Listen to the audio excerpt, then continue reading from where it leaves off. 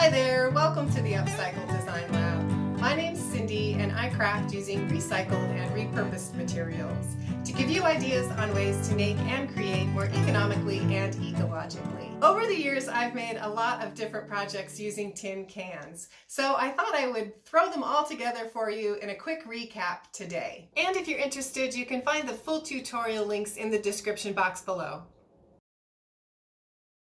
This tin can utensil holder is one of my older projects, and it's made from a large 46-ounce pineapple juice can. I covered it with some paint, glue, and baby powder mixture, and I actually decorated it with spaghetti noodles and long grain rice and split peas.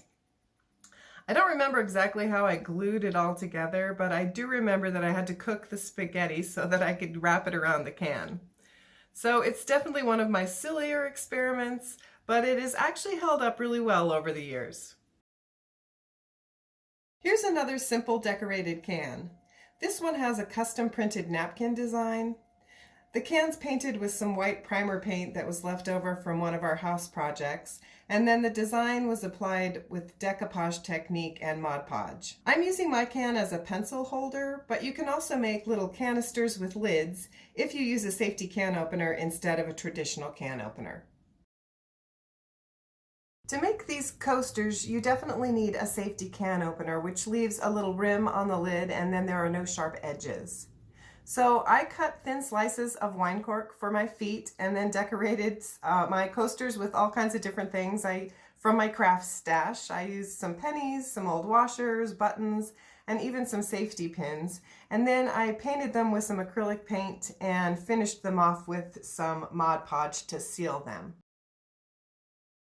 This is a fun project that you can do with your kids or grandkids, and it just uses 4 different sizes of cans to make these Christmas nesting dolls. If you're interested in the actual printables, you can find those on my blog post, and I will put that link in the description box. But you're going to need 4 different sized cans: a 24-ounce can, a 15.5-ounce can, a 10-ounce can, and a 6-ounce can. So these cans are just covered with the printed sheets and decorated, and then they stack together like little nesting dolls. This little bobblehead snowman is also a pretty kid-friendly project. Again, you're going to want the safety can opener, but it's a really simple project to put together if you have an old bed spring, a plastic water bottle, and a couple of tin cans. I really like how this project turned out. I have quite a few of them hanging in our house because I can't keep a house plant alive to save my life.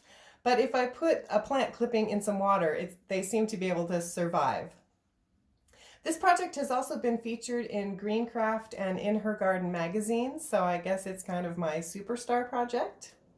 But it's just constructed from some old pieces of fence, and then the base and the strap are made out of the tin cans to hold the empty Tabasco bottle in place.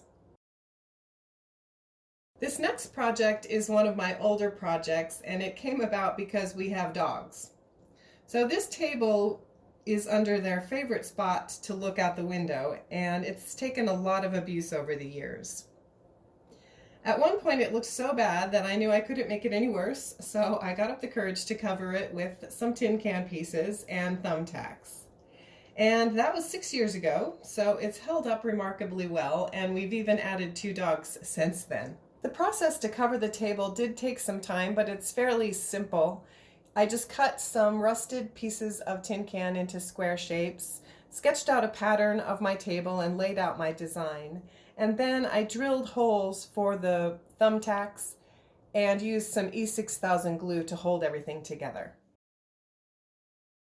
To make this picture frame, and I also made some mirrors, I used a similar technique as I did to the table, but the frames are made out of cardboard, which made the thumbtacks much easier to put in place. But again, I did use the E6000 glue to hold and secure everything, and the backs of the frames are covered with some scrap pieces of fabric. Here's another project that could be made with your kids or grandkids since there are no sharp edges.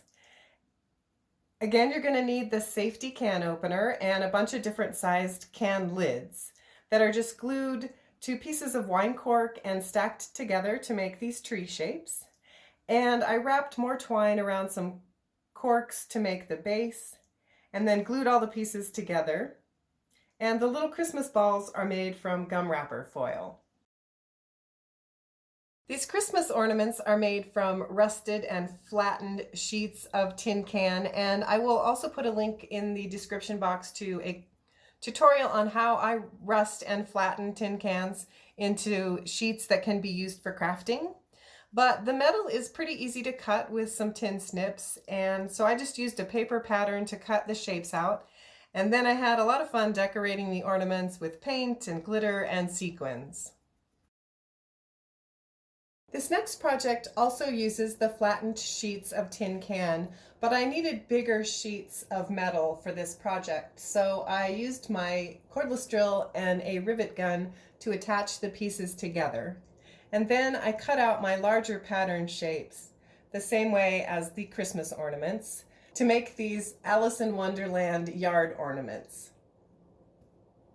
I'm a big Alice in Wonderland fan, and this is still one of my favorite projects. I just think it adds some really fun color to our little garden area.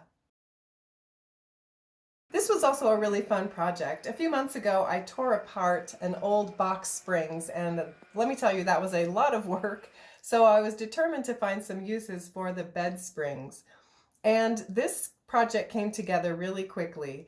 The decorations are just cut out of more flat sheets of tin can, and the bed springs are held together with other smaller parts of the bed spring. So it just turned out into a really fun project. I made a couple of different wreaths. If you're worried about the sharp edges, you can add some glitter hot glue to the edges so that they aren't as sharp. And I also made some kits because I know a lot of people do not have bed springs, and I've sold them at craft shows and in my eBay store. This last item is the tin can earrings that I sort of made as an afterthought for a craft show, but they turned out to be one of my best sellers.